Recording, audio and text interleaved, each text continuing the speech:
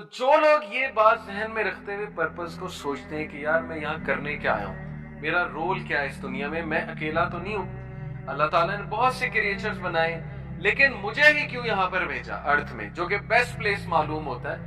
अगर प्लैनेट्स पे नजर दौड़ाई जाए, कोई 4000 प्लैनेट्स के 40,000 प्लैनेट्स मेरे ख्याल अभी तक डिस्कवर हो चुके हैं, लेकिन उनमें येट बेस्ट जो अभी तक अर्थ है।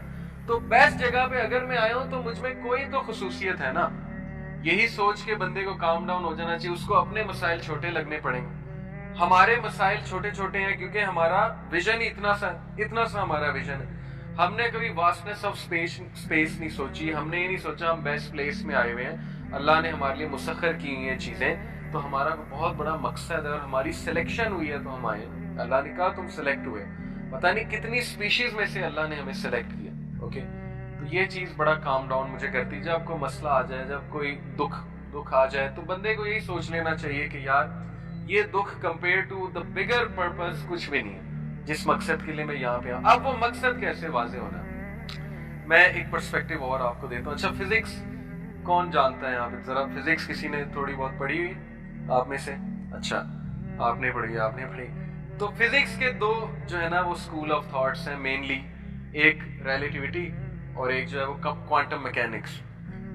अब रिलेटिविटी को अगर कोई डिफाइन कर दे आप में से, रिलेटिविटी क्या है, क्वांटम मैकेनिक्स क्या है, क्योंकि फिजिक्स का बहुत गहरा ताल्लुक है दीन के साथ। ये मैं आपको पक्की बात बता रहा हूँ। इंशाल्लाह अभी मैं कुछ बातें बताऊंगा, आपको समझ आ जाएगी। तो रिलेटिविटी आसान लफ्जों में कुछ समझा सकते हैं आप? रिलेटिविटी, आइंस्टाइन का स्कूल ऑफ थॉट क्या था?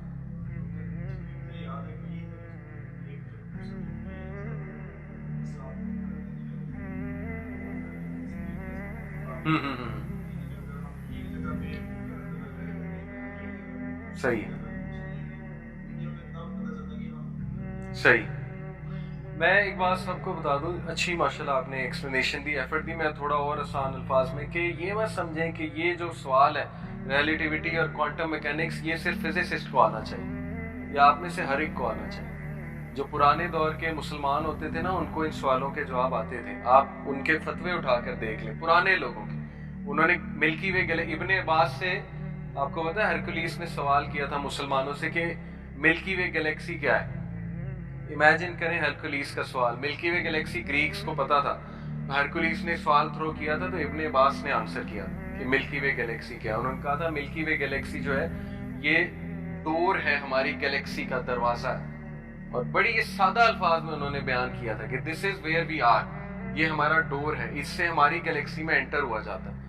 तो ये इब्ने अब्बास का आंसर है। ठीक है, तो ये मत समझें कि ये सिर्फ फिजिसिस्ट को सवाल का जवाब आना चाहिए।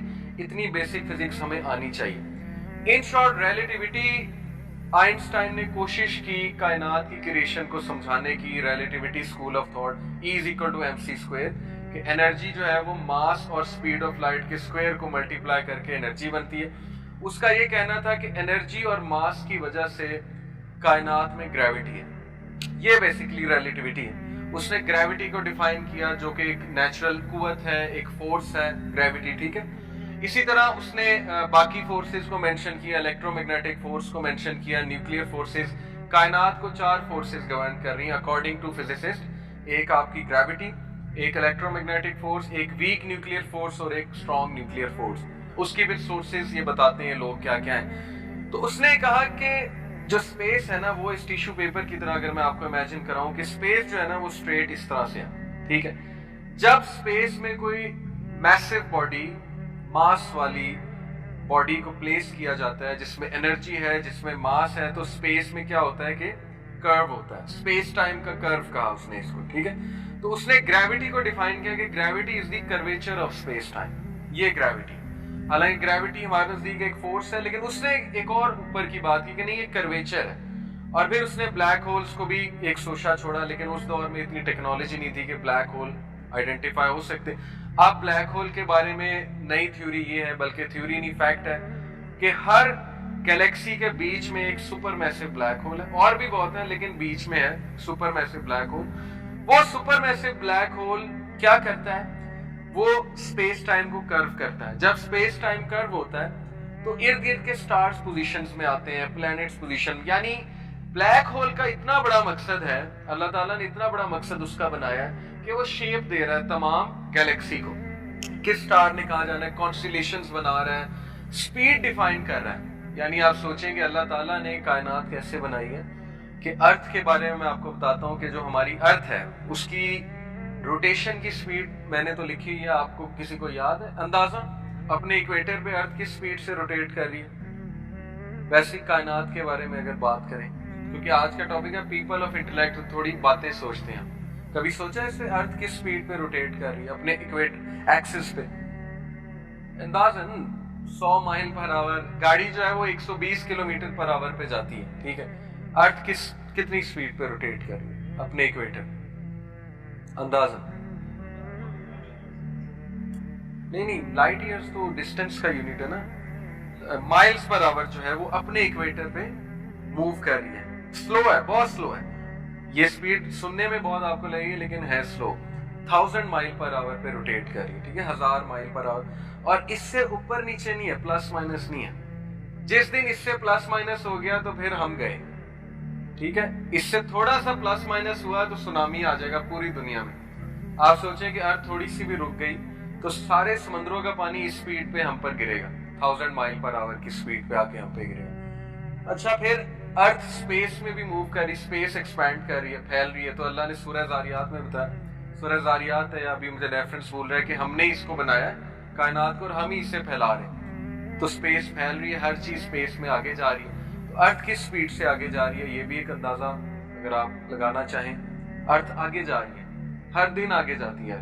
किस स्पीड से आगे जा रही है? सूरज भी आगे जा रहा है, अर्थ भी आगे जा रही है, गैलेक्सीज भी आगे जा रही है, कायनात फैलती जा रही है गुब्बारे की तरह।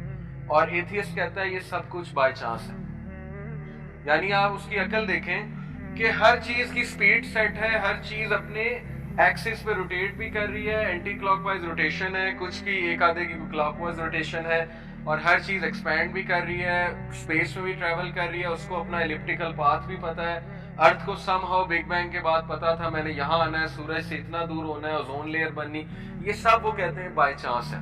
यानी इस हद तक एब्सर्डिटी है कि अल्लाह ने एथियस्ट को लिफ्ट ही नहीं कराई कुरान में। एथियस्ट को अल्लाह ने, आप देख ले कुरान उठा के, एक दो बातें, इसके अलावा अल्लाह ताला ने उन्हें नहीं लिफ्ट कराई, क्योंकि इतनी एब्सर्ड बातें, पागलपन की बातें है। तो अर्थ जो है ना ये 67,000 माइल्स पर आवर की रफ्तार से स्पेस में जा रही है आगे। ओके, इसका क्या मतलब है? इसका मतलब ये है कि आप हर दिन 67,000 माइल दूर निकल गए। तो वो उसने मजे की बात लिखी थी कि अगर कोई समझता है मैं स्टैग्नेंट हूँ तो वो यही सोच ले कि मैं नहीं 67,000 माइल आगे जा चुका हूँ अर्थ के साथ साथ। तो जिंदगी आगे बढ़ रही, हर चीज कायनात में इस बात की दलील दे रही कि आगे बढ़ो, आगे बढ़ो। स्टैग्नेंट और लेजीनेस इसके तो कायनात वैसे ही खिलाफ है, पूरा निजाम इसके खिलाफ है। इल डिसिप्लिन, स्टैग्नेंट रहना, आगे ना बढ़ना, पास्ट में ही रहना, अपने स्पेस से 1 इंच मूव ना करना, सारी कायनात जो है इसके खिलाफ बात कर रही है।